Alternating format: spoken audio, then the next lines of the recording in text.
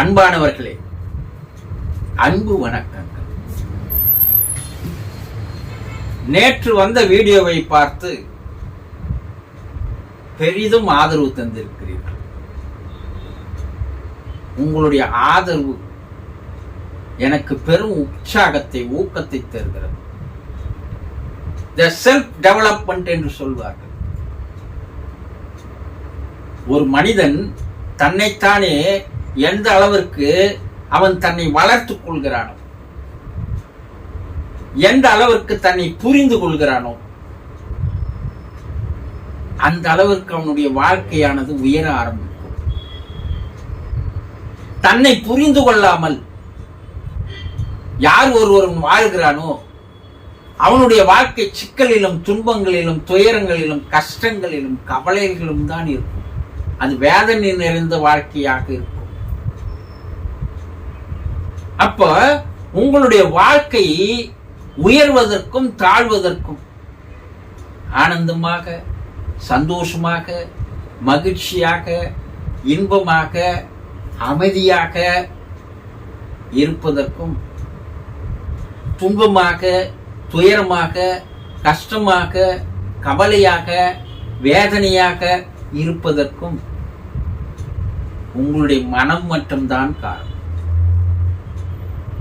உங்கள் மனதை நீங்கள் செம்மையாக்கிக் கொண்டால், உங்களுடைய மனதை நீங்கள் புனிதமாக்கிக் கொண்டால், உங்களுடைய மனதை பரிசுத்தமானதாக மாற்றிக்கொண்டால், தூய்மையானதாக மாற்றிக்கொண்டால், களங்கம் இல்லாததாக மாற்றிக்கொண்டால், உங்களால் வாழ்க்கையில் மேலும் மேலும் மேலும் மேலும் உயர்ந்து போக முடியும். எப்போது ஒருவருடைய மனம் தூய்மை பெறுகிறதோ அப்போது பிரபஞ்சம் தானாக அவனை வந்து அரவணைத்துக் கொள்கிறது. பிரபஞ்சமே உங்களை படிப்படியாக வாழ்க்கையில் உயர்த்துவதற்குண்டான சூழ்நிலைகளை, சந்தர்ப்பங்களை, வாய்ப்புகளை எடுத்து வந்து தருகிறது.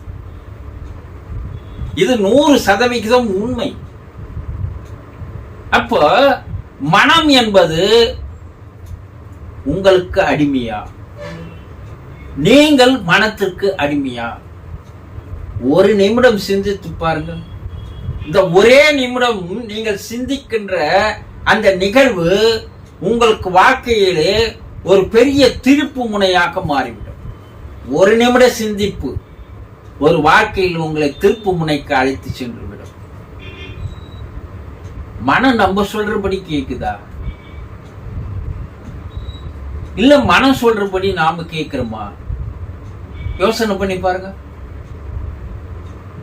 இதுவரைக்கும் நீங்கள் சொன்னபடி மனம் கேட்டதே இல்லை. அதுதான் உண்மை.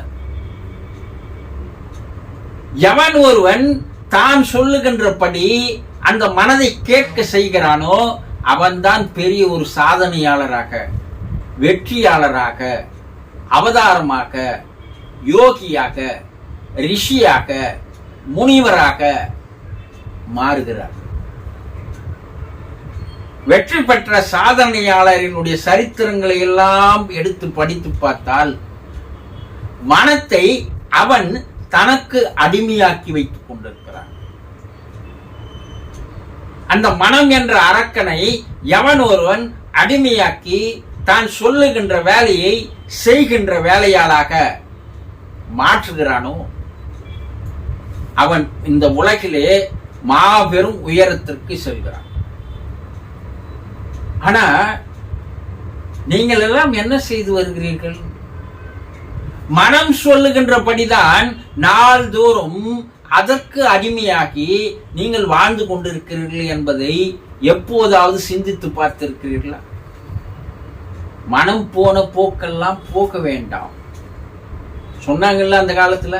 ஆதி காலத்திலேயே மனத்தை அக்கு வேறு ஆணி வேறாக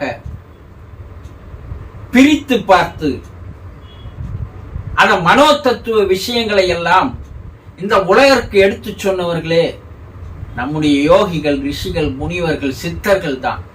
வேற யாருமே கிடையாது உலகத்துல. மனிதனுடைய மனத்தை ஆராய்ச்சி செய்தது நம்முடைய யோகிகள் தான். அவர்கள் கண்டுபிடித்து சொன்ன சூட்சுமமான விஷயங்களை உலகம் முழுவதும் இன்று பின்பற்றி வருகிறது. உலகத்திற்கே நம்முடைய மாநிலம் தமிழகம் மாபெரும் சாதனைகளை படித்த மாநிலம். இங்கு பிறந்த நாம், இங்கு நமக்காக உபதேசித்த, கூறி சென்ற எதையுமே நாம் கேட்பதில்லை, படிப்பதில்லை. இப்போ மனம் என்ன சொல்கிறதோ, மனம் பிற்பாடு நம்ம என்ன பண்றோம், பின்னாடி ஓடிக்கொண்டே இருக்கிறோம். அது என்ன பண்ணுது, நம்மளை எடுத்துன்னு போய் பல புதைக்குழிகளில் மாட்டி விட்டு அது வேடிக்கை பார்த்து சிரிக்கிறது. நம்ம அதற்கு என்ன ஆயிடுறோம், பலிகடாவாக மாறி விடுகிறோம்.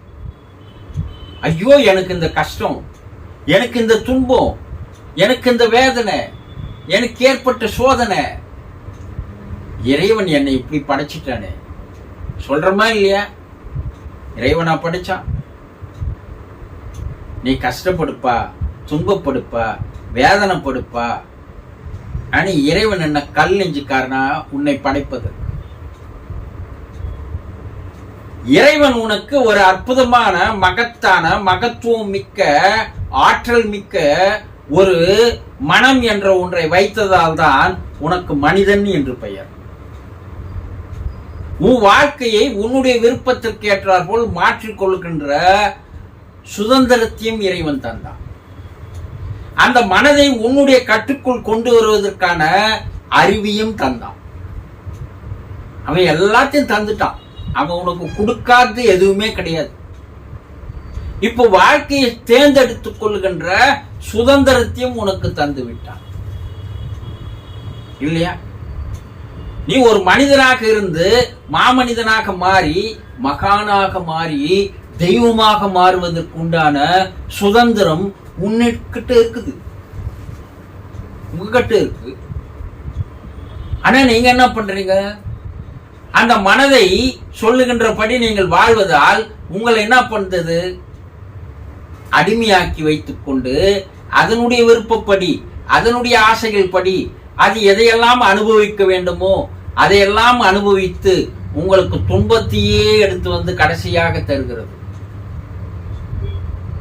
நீங்கள் செய்த தவறுக்கு யார் பொறுப்பு என்பதை எப்போதாவது ஒரு 5 நிமிடம் உட்கார்ந்து சிந்தித்து பார்த்திருக்கிறீர்களா? கிடையாது. நான் என்ன பண்றது, மனம் அது போல என்னை இழுத்துன்னு போகுது என்றால் அப்ப அறிவு எதற்காக இருக்கிறது? நாம் செய்கிற செயல் இது நமக்கு நன்மை தருமா, தீமை தருமா என்பதை பற்றி அறிவு அல்லவா யோசனை செய்து, ஐயோ இது நம்மை தீமையில் எடுத்து போய் நிறுத்தும், இந்த மனம் நம்மளை தீமைக்கே அழைத்து செல்கிறது என்று முடிவு செய்தால் அறிவு என்ன செய்யும், அந்த வழி போக வேண்டாம், நிறுத்து என்று சொல்லும். அப்போ மனதை நீங்கள் அடிமையாக்குவதற்குண்டான வழிமுறைகளை, செயல்களை, பயிற்சிகளை நீங்கள் சில காலம் மட்டும் செய்தால் உங்களுடைய வாழ்க்கை முழுவதும் நீங்கள் சுபிட்சமாக, சாதனையாளராக, வெற்றியாளராக உங்களால் மாற முடியும் என்பதை தயவு செய்து தெரிந்து கொள்ளுங்கள்.